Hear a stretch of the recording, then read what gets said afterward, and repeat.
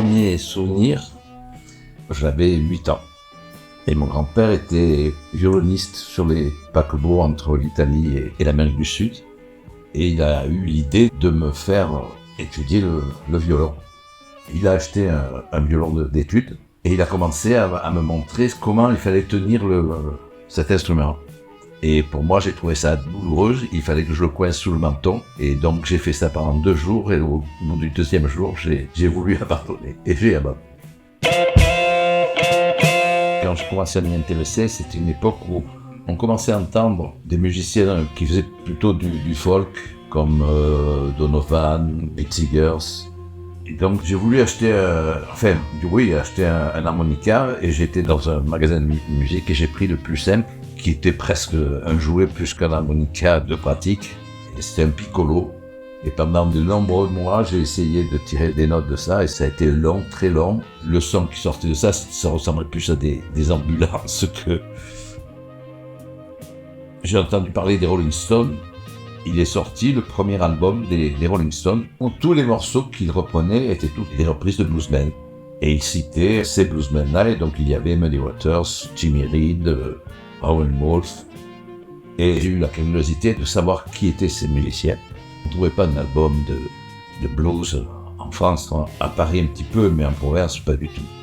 J'ai un tout petit transistor, et un jour je suis tombé sur une station de radio qui s'appelait Caroline, et en fait c'était une radio pirate qui était dans les eaux britanniques, et tous les soirs il passait du rhythm and blues, du blues, et il y avait un morceau de Lee Dorsey qui est un bluesman peu connu, et ce morceau c'était Working in a Coal Mine, et tous les soirs j'attendais qu'il passe ce morceau.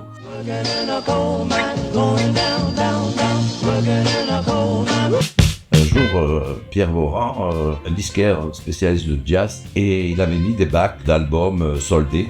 Et dans ces bacs, il y avait des vinyles de Muddy Waters et toute la collection de Jimmy Reed. Et là, donc, j'ai quand même pu enfin écouter la musique de Muddy Waters et de Jimmy Reed, notamment. J'avais un ami qui était saxophoniste et je voulais donc travailler cet instrument, l'harmonica. Il m'avait répondu qu'il ne pouvait pas, lui, jouer d'harmonica. Mais par contre, il connaissait un guitariste à Villefranche qui, lui, avait des notions d'harmonica et qui pouvait peut-être m'aider. Il s'appelait Willie Eckert, qui était un guitariste de blues et de blues rock d'un très grand niveau.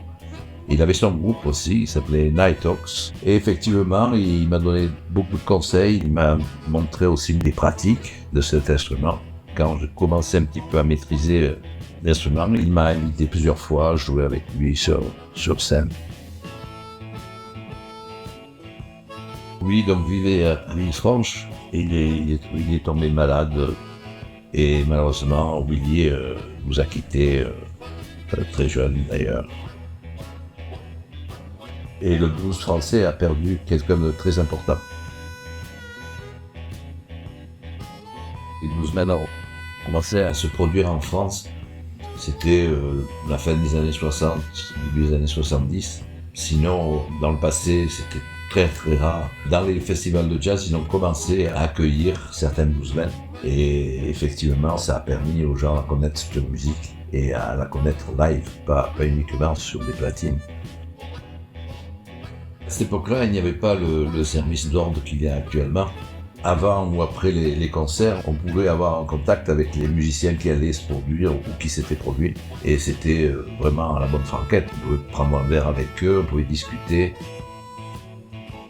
Muddy Waters a été quelqu'un de plus qu'important pour moi. Ça a été vraiment une personne première. Et j'étais un petit peu courageux d'aborder les musiciens. Et j'avais raison parce qu'ils étaient tous très accueillants et très généreux de leur connaissance.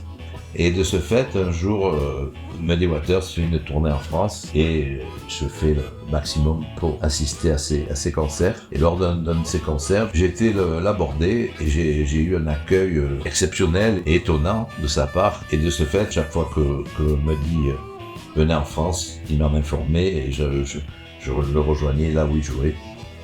Et Muddy Waters avait un jeune harmoniciste qui faisait partie des meilleurs harmonicistes de l'époque, qui, sans que j'insiste, a eu aussi la générosité de me parler de son savoir sur cet instrument, puisqu'il était pratiquement mon professeur. Muddy Waters, c'était un ouvrier agricole qui cueillait le coton dans le Mississippi. Et de ce fait, Muddy était parti du sud de Rolling Fork, où il était né. Et il est arrivé à Chicago avec sa guitare. Et là, il a rencontré un autre bluesman qui lui aussi était parti du Mississippi. Ils ont commencé donc à jouer ensemble, un duo, mais ils avaient d'autres buts, ils voulaient faire quelque chose de plus important. Et ils ont fait appel à un batteur et un contrebassiste à l'époque pour former un combo. Et ce combo, ce type d'orchestre n'existait pas avant Muddy Waters.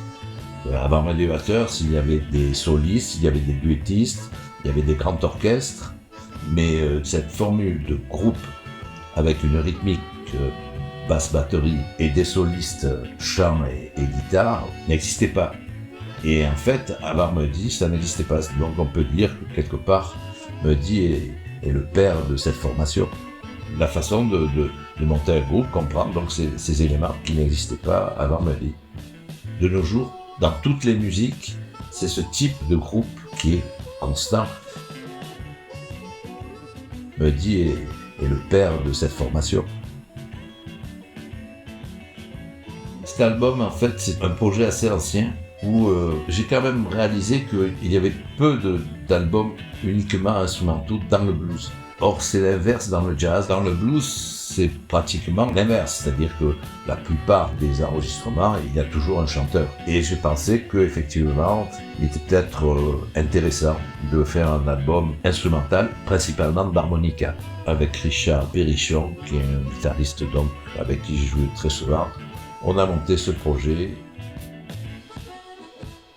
Dans tout métier, il y a un apprentissage. Et cet apprentissage, si on a vraiment le désir d'aboutir à quelque chose de personnel, demande du travail. La motivation, elle est là. Travail, et puis travail. Et de ce fait, on arrive à maîtriser un instrument, et grâce à cette maîtrise, on peut arriver à faire quelque chose de personnel. Personnellement, je travaille toujours quotidiennement cet instrument. Il m'arrive de travailler 2 heures par jour, l'harmonica.